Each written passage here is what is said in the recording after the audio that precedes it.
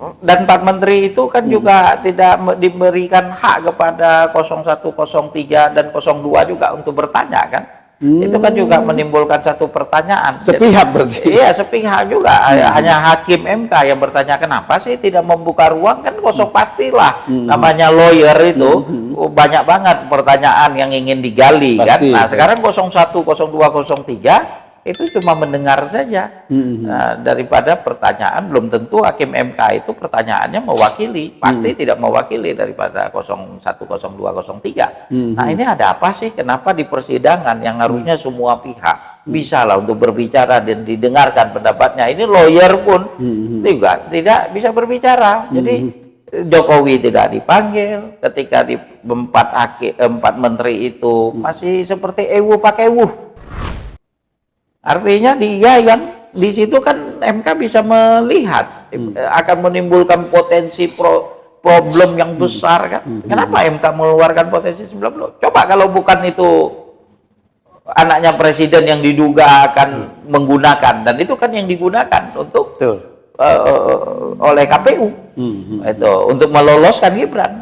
Kalau bukan calonnya adalah Gibran yang tersanter, langsung ditolak itu oleh MK. Kenapa pas mau pemilu itu? Dan itu kan sampai mengubah putusan KPU. Betul. Itu. Sampai sekarang kita ribut ini dari bulan Maret, dari sebelumnya, dari sesudahnya, bahkan sepanjang waktu selama ini menjadi satu yang kontroversial. Habis energi rakyat Indonesia ini.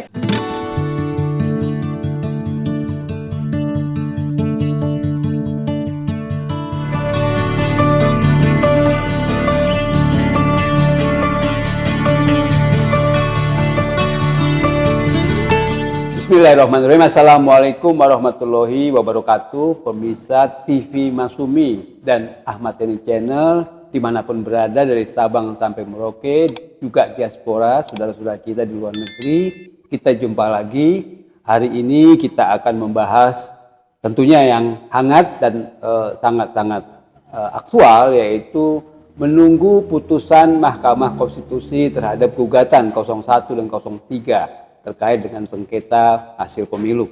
Nah, hari ini kita akan membahas itu tentunya dengan prediksi apakah memang betul nanti putusan MK sebagaimana sinyalemen atau mungkin prediksi beberapa pihak bahwa MK akan memenangkan 01 dan 03. Itu harapan kita tentunya. Tapi kita tidak tahu bagaimana sebetulnya di MK di sana hakim-hakim konstitusi apakah betul-betul akan betul-betul menjalankan dengan integritas tinggi demi keadilan, akan memenangkan 01 dan 03, atau bahkan mungkin jadi memenangkan 02, artinya menolak gugatan 01 dan 03. Kita tidak tahu, tapi memang ini menarik dan tentunya juga kita akan menunggu seperti orang sedang menunggu rezeki nomplok gitu, apakah dapat atau tidak gitu kan, durian runtuh dapat atau tidak, atau mungkin juga jadi bukan durian tapi justru jadi nestapa dengan kekalahan atau ditolaknya gugatan 01 dan 03 di MK. Nah, untuk membahas ini tentang prediksi dan harapan kita tentang putusan MK yang akan dibacakan pada hari Senin tanggal 22 April.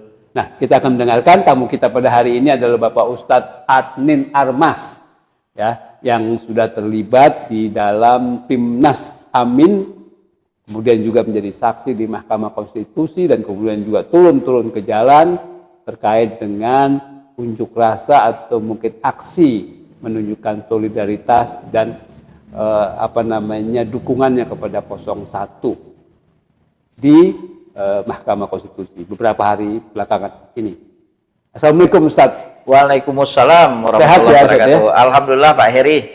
2-3 hari di Patung Kuda ini ikut demo, ikut aksi, itu ramai sekali. Saya menyaksikan di video-videonya, itu bagus sekali. Teman-teman dari seluruh Indonesia Masumi hadir. Jadi beberapa teman-teman di Jawa Tengah, Jawa Barat pasti Jawa Tengah, Jawa Timur beberapa hadir di sini, kemudian juga Sumatera, Lampung juga hadir di sini.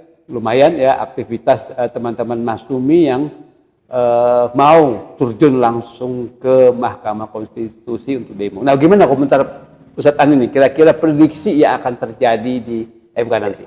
Ya, terima kasih Pak Heri, pemirsa Masyumi TV. Ini menarik ya, karena kita akan membaca sesuatu yang akan terjadi pada hari Senin ya, insya Allah pada tanggal 22 April.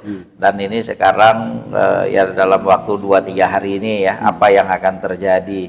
Allah Maha tahu tentu ya, kita akidah kita seperti itu, dan ini juga menunjukkan ketidaktahuan kita terhadap apa yang akan terjadi. Untuk membaca itu kita perlu melihat data yang ada kan, data-data. Dari data-data itu kita coba untuk menganalisa ya. Nah, ada beberapa data yang perlu menjadi pertimbangan kita sebelum kita memprediksi itu.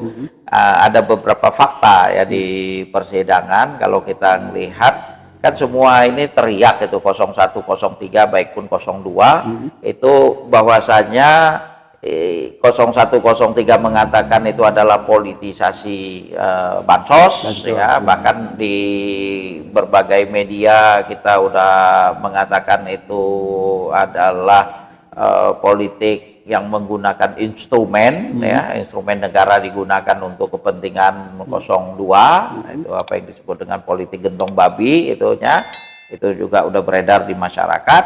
Artinya sederhananya semua ini kan tidak terlepas dari cawe-cawe Presiden Jokowi. Nah, sayangnya hakim kan tidak memanggil Presiden Jokowi. Nah, padahal itulah yang menjadi sumber kan daripada kekisruhan ini.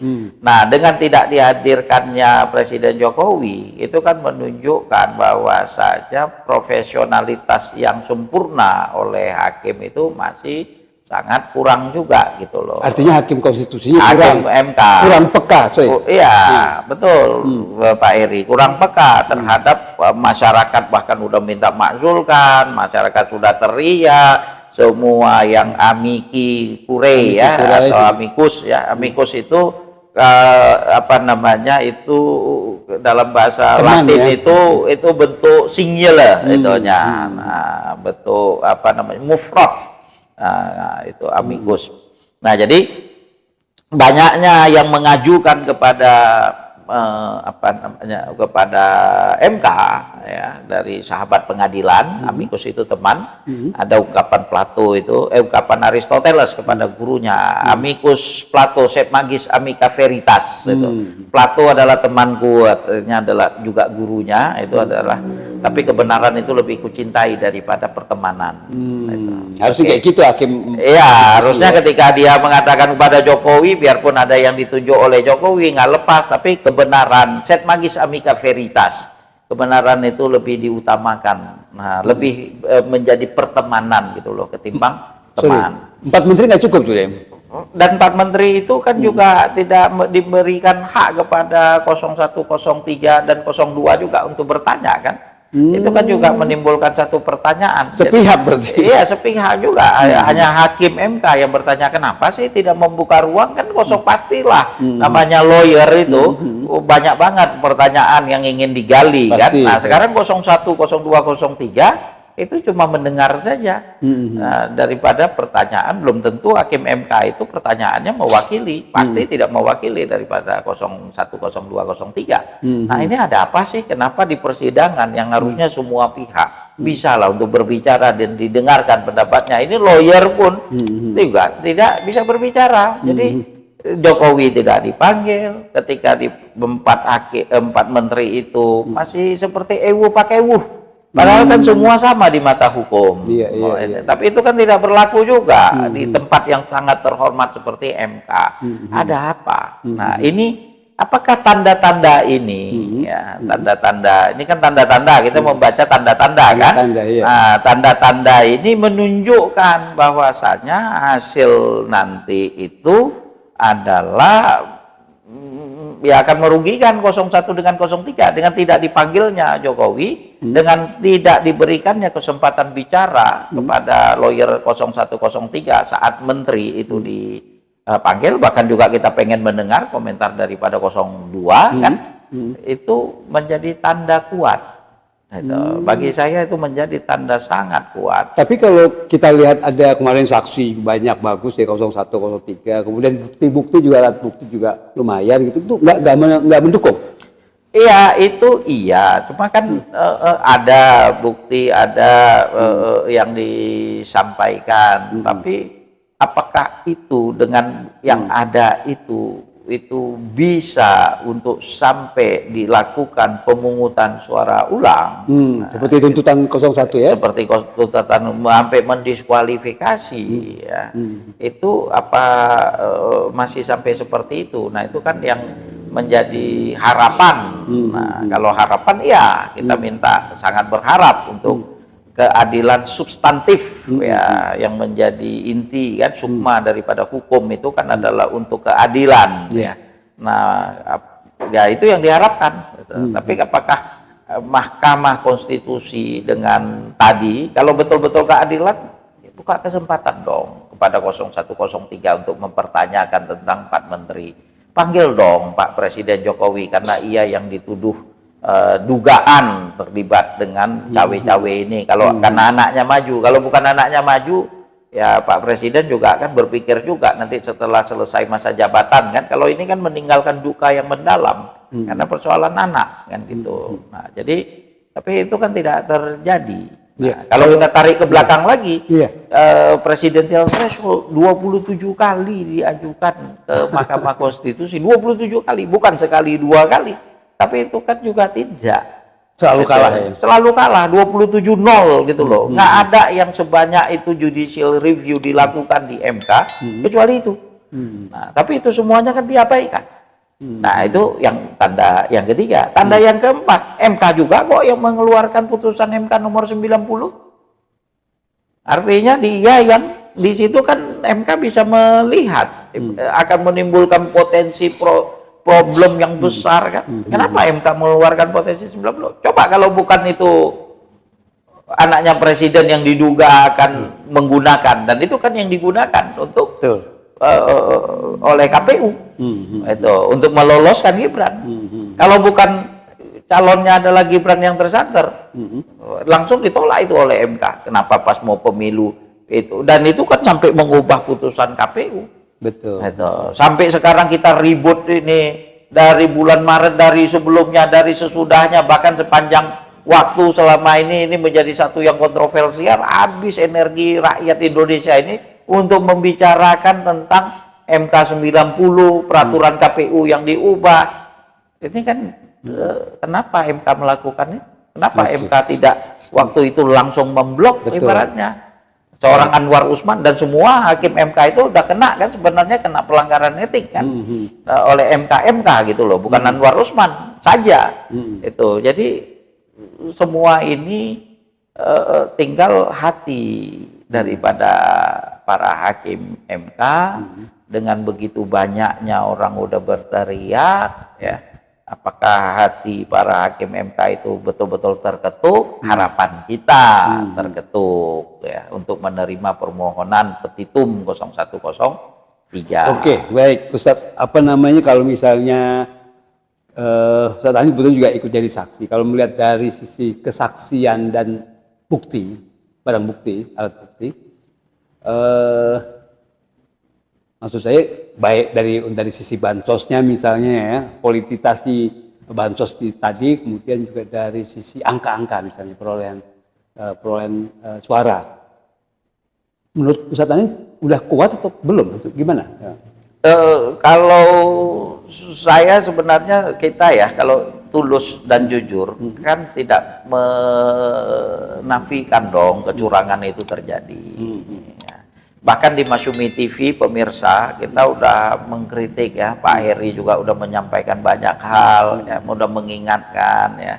Kita juga udah mengingatkan itu dari berbagai aspek. Kita udah melihat dari data gandanya, kita udah bicarakan dari kemudian Bawaslu yang tidak ada di seluruh kabupaten kota pada tanggal 14 Agustus, 15, 16, 17 Agustus seluruh Indonesia. Bawaslu itu tidak ada di kabupaten kota, diambil sama Bawaslu provinsi. Kan kita udah diskusikan itu. Kenapa? Karena masa tugas Bawaslu yang lama itu berakhir 14 Agustus 2018. Boro-boro mengawasi KPU, mengawasi lembaga Bawaslu sendiri saja itu sampai molor.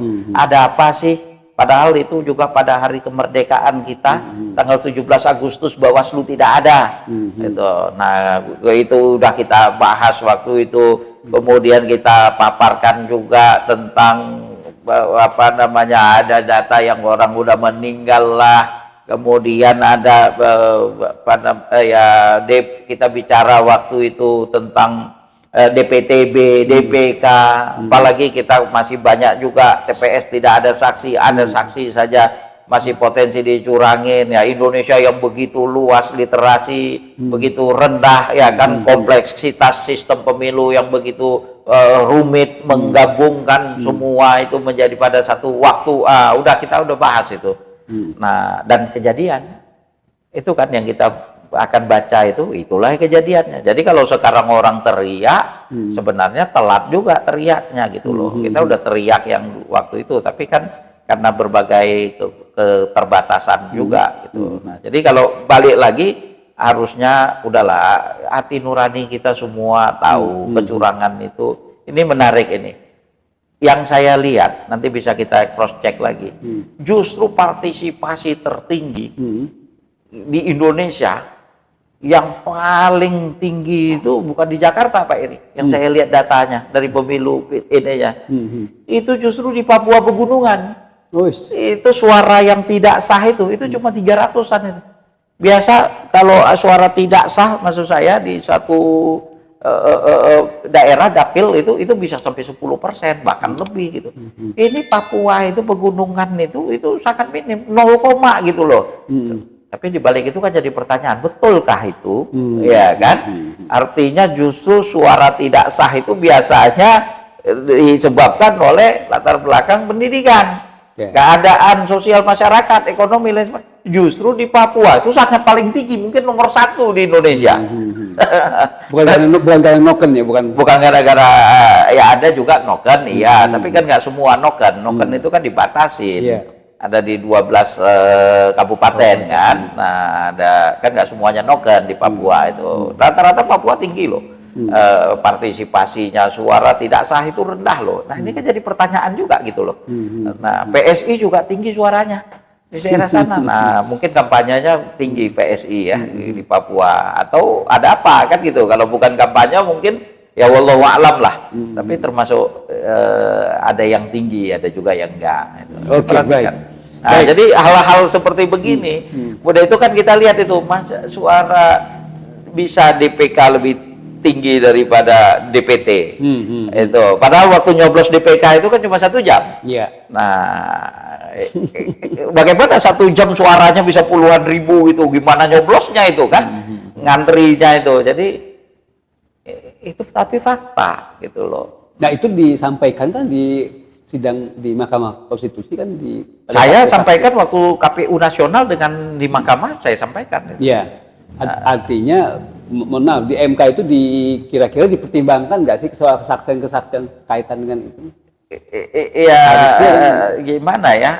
Kan pertanyaannya nanti bisa lebih dalam adalah, tapi iyalah kalau itu pun terjadi, apakah itu sampai membatalkan, mengurangi itu berapalah kira-kira kan begitu. Kalau itu dihitung-hitung dengan angka itu berapa? Kami kan ada menang puluhan juta, itu paling berapa? Nah, kalau seperti begitu kan nggak masuk dong. Hakim Mahkamah Konstitusi nggak ngejar waktu itu soal nggak sampai ke situ. Tapi saya ada sampaikan bagaimana misalnya ini yang telak ya di Papua Selatan itu ya, di TPS ada suara Amin itu tertulis itu 19, ada teli itu 19, kemudian suara Ganjar itu 135 dan ada angka 135, itu di TPS dinolkan. Iya, itu kalau salah tipek itu kan biasanya logika kita 1 kan, 1 oh ya salah. Ini enggak, angka pun salah, habis itu jadi 0. Enggak cukup yang Amin yang di bawah pun dinolkan, 03 juga dinolkan. Nah, kualitas seperti begini itu yang kita tahu. Yang kita tidak tahu bukan berarti tidak ada. Pasti banyak ya. Ya kita tidak tahu bukan berarti tidak ada. Nah, cuma kan namanya hukum, Anda harus ada bukti. Kita yang udah dicurangi, kita yang harus menghadirkan bukti. Itu. Sementara masyarakat itu dia ini sebagai edukasi juga kepada pemirsa kita, Pak Eri. Dipikir yang namanya kecurangan itu pokoknya kalau udah difoto, divideokan udah cukup. Tidak. Kalau di dalam hukum pemirsa sekalian, yang namanya kecurangan, isi formulir yang ada di Bawaslu, laporkan, itu baru disebut curang. Gitu. Jadi biarpun kecurangan itu ada, tapi kalau nggak ngisi formulir itu bukan curang namanya. Nah, Belum dianggap curang. belum dianggap curang. Kalau sudah ngisi formulir baru. Tapi kadang-kadang udah diisi formulirnya ditolak. Ada juga yang di daerah kita udah ngisi formulir, malah dikasih komentar belum memenuhi. Nah, ada apa? Jadi sekarang Bawaslu rasa KPU juga kuat itunya. Oke. Jadi apa namanya? Nanti kita bahas soal itu lagi, apa namanya soal Bawaslu tadi. Tapi yang pasti pemirsa Masumi TV dan Ahmad Yani Channel mohon untuk like, subscribe dan kemudian juga share, komen acara kita hari ini.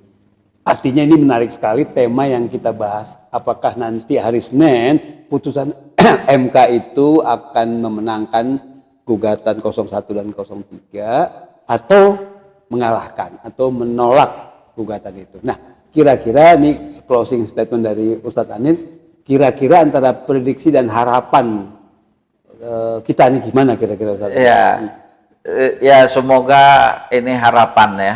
Hakim MK terketuk hatinya seperti Aristoteles tadi mengatakan, ya kan, jangan hiraukan, belalah kebenaran. Ini adalah momen yang sangat penting sekali karena dampak kerusakan daripada kecurangan ini luar biasa. Ini suara kita, ini harta kita, ini yang kita milikin gitu. Ketika kita melihat, tapi ketika ini diporak-porandakan, ya, dihancurkan, intinya. Nah, gimana sih MK di sini muncullah, tampillah sebagai pahlawan, ya kan, yang membela kebenaran, mengatakan yang memang itu adalah betul kan, berdasarkan logika seperti tadi itu nggak bisa dibantah itu. Kecurangan itu ada, politisi pun tahu kok itu, ya kan. Jadi udahlah, sampaikan itu memang kecurangan. Ini adalah perbaikan untuk pilkada kita. Nanti kalau enggak, yang pilkada ini rusuh lagi. Bisa jadi kecurangannya itu, kalau udah guru kencingnya udah berlari, ini nanti guru kencingnya lompat-lompat nanti. Muridnya?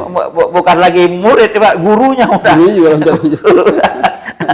Nah, karena kan ini dampaknya udah nggak ngerti ya, untuk menggambarkan itu lagi kan rusak negara bangsa ini. Ya dong, itu akan menginspirasi. Oh, kemarin kita udah berhasil, sekarang kita lebih canggih lagi. Pilkada loh di depan. Jadi apa yang diputuskan oleh MK itu akan membawa dampak besar kepada pilkada di akhir tahun ini gitu. Dan itu udah terjadi dengan mereka mengeluarkan putusan MK nomor 90. Gitu. Mereka yang memicu masalah ini terjadi. Nah, sekarang kalau ini kemudian nggak betul-betul ya, nanti kita sekarang aja kita udah habis energi yang begitu hanya untuk membahas anaknya Presiden Jokowi ini kan. Jadi itu harapan, sehingga jangan ininya, semoga ini menjadi amal soleh, amal jariah ya kan. Tapi kalau enggak nanti kebalikannya, justru meninggalkan itu, bukan amal soleh, kejahatan jariah nanti kan. Dan itu yang sekarang sudah terjadi. Semoga ya, itu harapan. Nah, tapi kalau melihat gelagat-gelagat seperti tadi itu, kalau kita melihat, loh itu kan ada kekhawatiran juga sih. Jadi ada kekhawatiran dan ada satu harapan ini, satu juga kalau di dalam bahasa agama ini antara baina khauf war roja. Jadi satu sisi kita ada rasa takut, ada khawatir, tapi satu sisi juga ada harapan begitu. Nah, ini MK ini udah memainkan psikologi juga ini kan. Kita antara khawatir dengan antara harapan yang pengen kan. Tapi Hakim MK disinilah justru momentumnya, harapan kita kepada Hakim MK, abaikan yang hal-hal yang tidak benar, jadilah kepada pahlawan demokrasi di Indonesia. yang bisa menjadi contoh bahkan untuk di dunia, yang mereka membuktikan bahwasanya mereka lepas daripada genggam kekuasaan. Ya, karena ini juga pada waktunya juga akan berakhir kok kekuasaan Jokowi tanggal 20 Oktober. Dahului MK, jangan sampai tunggu dia nanti pada tanggal 20 Oktober baru rakyat akan bergelombang karena dia sudah tidak lagi menjadi presiden, kan nggak selesai. Gelombang rakyat apalagi PDIP ini kan nggak berhenti dia. Setelah jadi presiden, selesai presiden justru bisa jadi semakin besar kan gelombang kemarahan rakyat. Nah, MK di sini jangan malah telat gitu loh. Kalau memang menurut hakim MK udah hal seperti begini kan udah tahu di Indonesia. 2019 juga masalah Sirekap, masalah situng ya. Kita juga udah bahas Sirekap juga kayak begini, dana APBN yang digunakan begitu banyak. Mahasiswa aja bisa buat yang lebih baik daripada Sirekap itu. Kok data ganda bisa double-double banyak, satu nama 11 kali berulang. Gimana kemampuan daripada Sirekap ke KPU kan begitu. Oke, kita tutup Ustadz Aninnya. Pemirsa Masumi TV, kita nanti akan bicara lagi dengan topik yang hampir-hampir mirip, tapi tentunya kita akhiri dulu tentang prediksi dan harapan putusan MK yang akan dibacakan hari Senin mendatang. Jadi dalam waktu 1-2 hari ini kita berharap sekali, kita berdoa semoga seperti permintaan tadi pernyataan Ustadz Anin, terbukalah, ya terketuklah hati hakim-hakim di Mahkamah Konstitusi. Terima kasih pemirsa, kita akhiri billahi taufiq wal hidayah. Wassalamualaikum warahmatullahi wabarakatuh.